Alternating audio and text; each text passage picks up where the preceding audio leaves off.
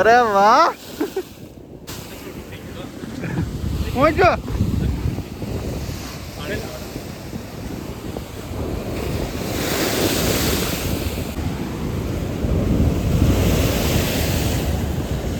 આ મોજો જોરદાર ઉછળશે તો ઓહો. તો ઊંચાકોડાથી 1 કિલોમીટર દૂર આપણે આવેલા છીએ અત્યારે જંગલની અંદર ને દરિયા કિનારે.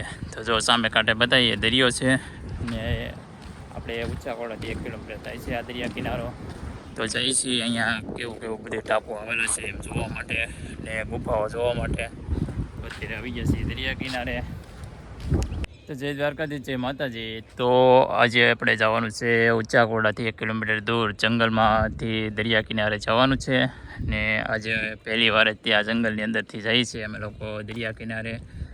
અલગ અલગ ટાપુ જોવા માટે જઈએ છીએ કેવી ગુફાઓ છે ને શું શું છે. એમ ઊંચાકોડાનાથી 1 કિલોમીટર થાય છે. આ બાજુથી કેમ કે દરિયામાંથી નહીં જવાય પણ આપણે આ જંગલની અંદરથી જવાનું છે. આજે એમ થયું કે જંગલમાં જવું છે ઘણા વર્ષો પછી. અહીંથી આપણે જઈએ છીએ. પહેલાં તો 1-2 વર્ષ પહેલાં તો આપણે જતા ઘણા વર્ષ પહેલાં. પણ આજે એમ થયું કે વિશાલભાઈ કે ચાલો આપણે જઈએ છીએ, દરિયો ભરાઈ ગયો છે ત્યાં કેવું કેવું હોય છે આપણે જોવા જઈએ છીએ અંદર.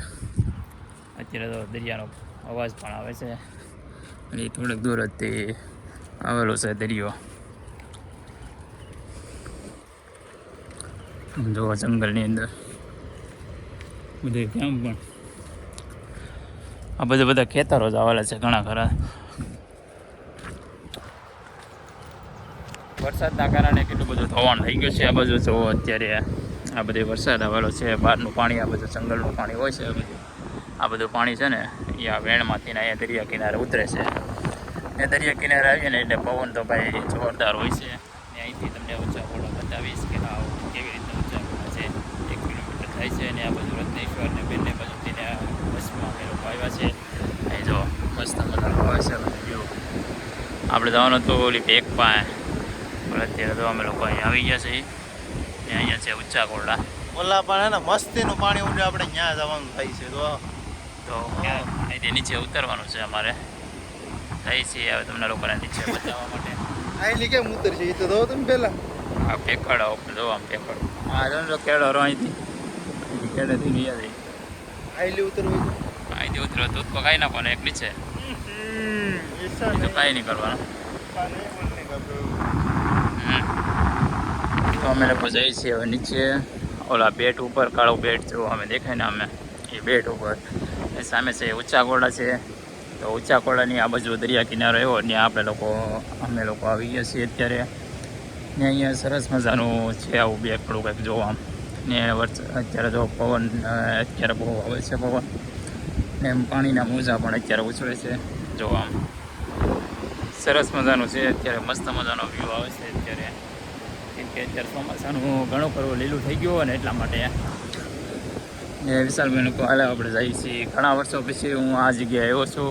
જો આ છે ને આ જગ્યા ત્યાં પહેલી વાર જ આવ્યો છે. જો આમ મોજા જો ઉછળે કેટલા બધા. એ સામે છે ને ઊંચાકોડા છે. ઊંચાકોડા આ બાજુ દરિયા કિનારો કેટલો તોફાની થઈ ગયો છે. તો જો અહીંયા મસ્ત મજાના મોજા ઉછળે છે અત્યારે. ને ભાઈ સામે કાંઠે છે ને એ ઊંચાકોડા બીચ છે. જો આપણે ઊંચાકોડા સામે કાંઠે ઓલી બાજુ મંદિર છે ને આ બાજુનો દરિયા કિનારો ઘણા લોકોએ જોયો ન હોય કેમ કે ઉપરથી દેખાય છે કે આ બાજુ દરિયા કિનારો. તો જો આ બાજુ આવી રીતનું બધી છે ને આ બાજુ છે ને રત્નેશ્વર મહાદેવ મંદિર છે.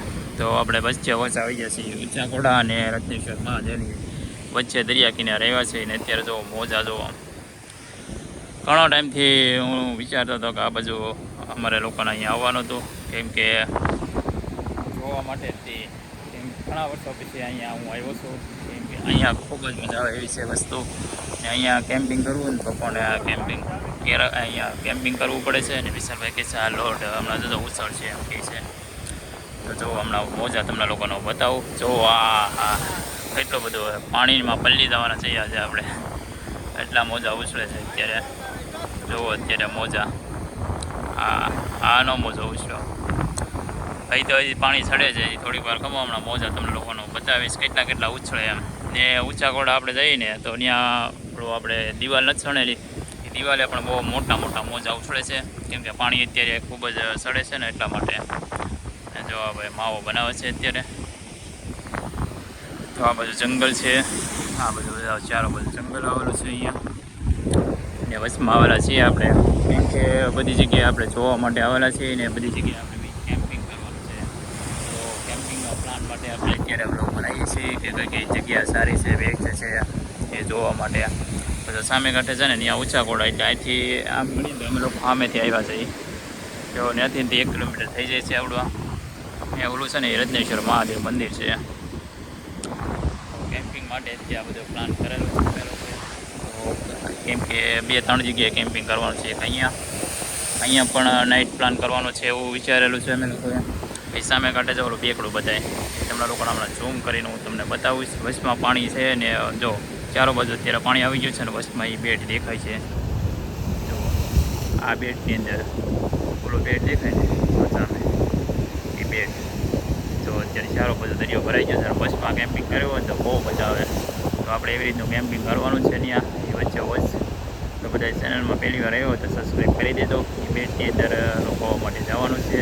તો કોમેન્ટ કરજો કે ત્યાં રોકવા હોય કે ન રોકવા હોય. કોમેન્ટ જેટલી આવશે ને તો આપણે કેમ્પિંગ કરીશું એ જગ્યાએ. તો અત્યારે ટાપુ ઉપર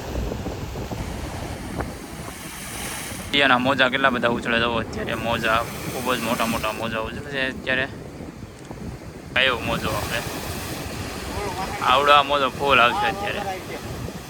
એવા ઓલો મોજો માર્યો ને એવો જ મોજો મારશે હમણાં. એ આવ્યો આમે આવશે તો ઓલો મોજો. આ મોજો ખૂબ આવશે તો હમણાં. એ આવ્યો એટલો બધો ન હોય ઓલા જેવો. આ લાગે અહીંયા ઓલો ફૂટી જાય ને મોજો એટલે ને આ આવશે તો થોડો ઘણો આવશે. આવ્યો ન આવ્યો આ ઉઠે એમ કહેવા આ મોજો એમ કે કેટલા બધા મોજા અત્યારે ઉછળે છે. ત્યાં દરિયો ભરાય છે. હજી તો આનાથી મોટા મોટા લોડ આવવાના છે ફૂલ. સાહેબ બે ગયા અહીંયા મોજ કરી દરિયા ને અત્યારે બેઠા બેઠા એકદમ શાંતિ. આયા ને એટલી શાંતિ ને વાત જ પૂછો. આ જગ્યાએ કેમ્પિંગ કરવું કેમ? આયા કેમ્પ કર્યું જ છે પણ હવે એકવાર પાછું ટ્રાય કરી. પવન એટલો હોય ને હે ને કેમ્પ રહે નહીં, ફિટ જ ન થાય પહેલી વાર. પવનના કારણે કેમ્પ ફિટ જ ન થાય. ઓલો બેકડો કેમ થઈ આપણે બેકડો અમે ઓલા કાંઠે બેકડો એને કીધું ને એના કેમ્પિંગ કરાયા. ત્યાં આપણે કેમ કરવાનું જ છે. ટૂંક સમયમાં જવાનું જ છે. ટૂંક સમયની અંદર જઈશું એ કેમ્પિંગ કરવા માટે એ જગ્યાએ. અત્યારે તો દરિયાના મોજા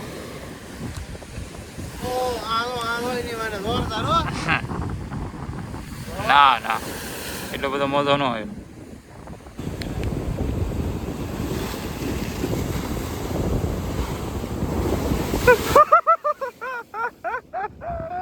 જોયું ફોટો તો પાડીશું પણ તમે એકવાર સિનેમેટિક શોટ લગાવો જોરદાર આવશે.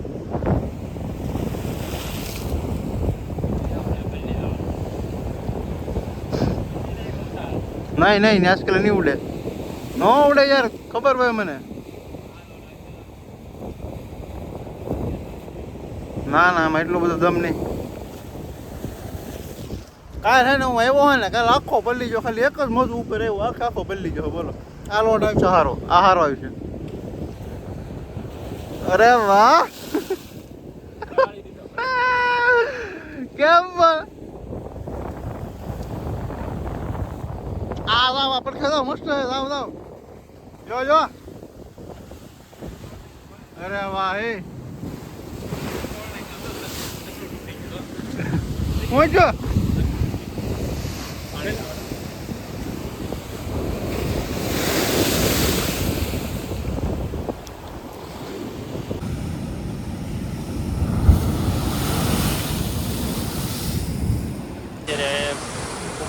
મોજા ઉછળી રહ્યા છે. તો અત્યારે કેટલા બધા મોજા અત્યારે ઉછળે છે ને આપણે તો પલળી ગયા આખા.